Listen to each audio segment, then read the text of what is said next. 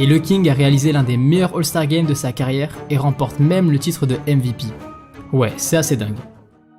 À la fin de l'année, il dispute pour la première fois les playoffs, et pour son premier match, il pose un triple-double.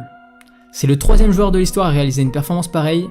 Les Cavs se font malheureusement éliminer en demi-finale contre Détroit, mais LeBron James a montré qu'il savait répondre présent dans les moments décisifs, en ayant une moyenne de 30 points sur l'ensemble des playoffs. L'année suivante, en 2007, malgré des stats moins impressionnantes sur le plan individuel, il permet à son équipe d'atteindre les finales NBA. Mais ils ont malheureusement perdu contre San Antonio. LeBron James continue de réaliser des belles performances et remporte le titre de MVP sur la saison 2008-2009. Cette même saison, Cleveland termine d'ailleurs premier de la saison régulière. C'est totalement fou. Le King a réussi à amener une équipe qui était au fond du classement, au devant de la scène, et tout ça en seulement 5 ans.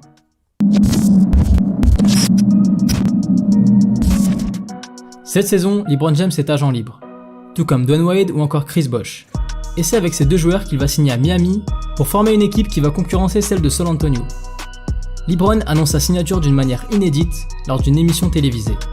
The answer to the question everybody wants to know. LeBron, what's your decision? In this fall, man, this is very tough.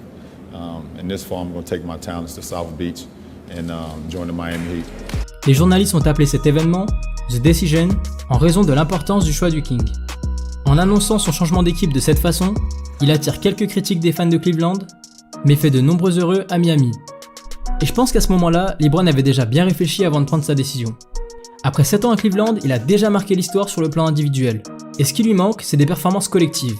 Jouer des playoffs, ça suffit pas, il faut les gagner. Et en venant à Miami, avec des joueurs de ce calibre, les objectifs de LeBron sont clairs. Gagner sa première bague NBA.